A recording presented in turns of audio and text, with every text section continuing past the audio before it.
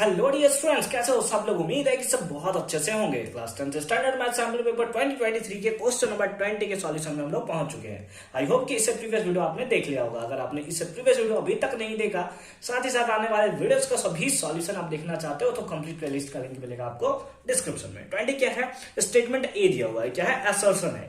Assertion को simply ए से denote किया गया है। If the coordinate of mid point of the side A B और A C of triangle ABC, एक ट्राइंगल एबीसी है जिसके मिड पॉइंट, किसके मिड पॉइंट ए बी और ए सी के मिड पॉइंट डी और ई आपको गिवन है। तो थोड़ा फिगर से समझा जाए तो ज्यादा मजा आएगा हम लोगों को।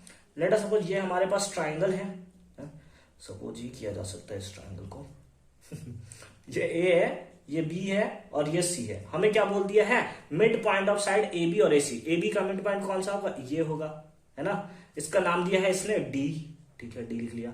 एसी का भी मिड पॉइंट दिया, एसी का ही दिया ना, एसी का मिड पॉइंट दिया है ई, तो इसको हमने लिख लिया ई और इसको हमने थोड़ा ज्वाइन कर लेते हैं, ठीक है। डी का आपको कोऑर्डिनेट भी दिया हुआ है, कितना है, 3, -5 और इसका कोऑर्डिनेट दिया हुआ है दैट इज -3, -3, ठीक है।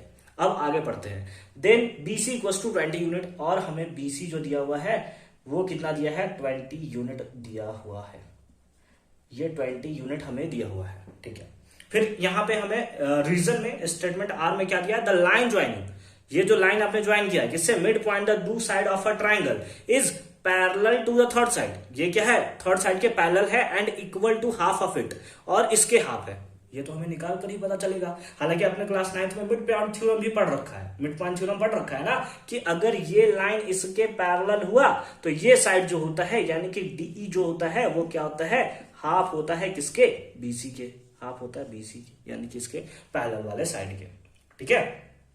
तो इसके लिए हमें तो ये डिस्टेंस पहले निकालना पड़ेगा ना। ये 20 है, अगर ये 10 आया तब हम लोग बोलेंगे कि हाँ बिल्कुल रीजन जो है हमारा वो सही स्टेटमेंट दे रहा है। तो चलो निकाल लेते हैं।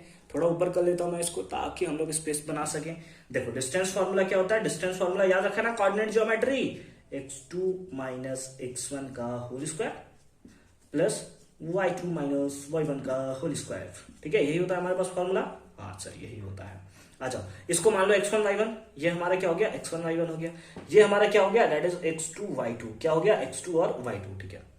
x2 - x1 यानी कि कितना हो गया, x2 - x1 यानी कि x2 का वैल्यू एक तो -3 है, माइनस फॉर्मूला में है, माइनस लिखिए। x1 का वैल्यू कितना है, 3, इसका क्या है, होल स्क्वायर, हमने कर लिया whole square, plus y2 - y1, y2 का वैल्यू कितना है, -3, y2 का वैल्यू -3, फॉर्मूले में भी माइनस, y1 का वैल्यू कितना है, y1 का वैल्यू है हमारे पास दैट इज 5, सॉरी यहां पे हमने कोऑर्डिनेट गलत लिया है ना, यहां पे डी कोऑर्डिनेट कितना है, +5 है, ये हमने गलती से ले लिया, ठीक है। एक थोड़ा मिस्टेक हो गया, उसके लिए तहे दिल से हम आपसे शुक्रगुजार हैं ठीक है। क्या है, y1 का वैल्यू कितना है, 5 है, ठीक है। इसका क्या, होल स्क्वायर, इसका क्या, होल स्क्वायर, ठीक है। और रूट अंडर कितना हो गया, -3 और -3 कितना होता है, दैट इज -6 का क्या हो गया, होल स्क्वायर, प्लस -3 - 5 कितना होता है, -8, इसका क्या है, होल स्क्वायर, क्या है, whole square, equals to root under -6 का whole square that is 36 plus -8 का होल स्क्वायर दैट इज 64, तो कितना आएगा, रूट अंडर 100 और रूट से बाहर निकलता है तो प्लस माइनस में निकलता है, लेकिन हम लोग यहाँ पे प्लस वाला वैल्यू लेंगे। क्यों लेंगे, क्योंकि डिस्टेंस हम लोग निकाल रहे हैं, डिस्टेंस तो कभी नेगेटिव हो नहीं सकता है। तो ये कितना आया, 10 यूनिट आ गया। यानी कि जो स्टेटमेंट बी बोल रहा था ना वो बिल्कुल सही है। If the coordinate of mid point of side A B and A C इतना E respectively then BC equals to इतना, ये हमें दिया हुआ था। रीजन में हमें दिया हुआ है the line joining the mid point of two side, हमने ज्वाइन भी कर लिया।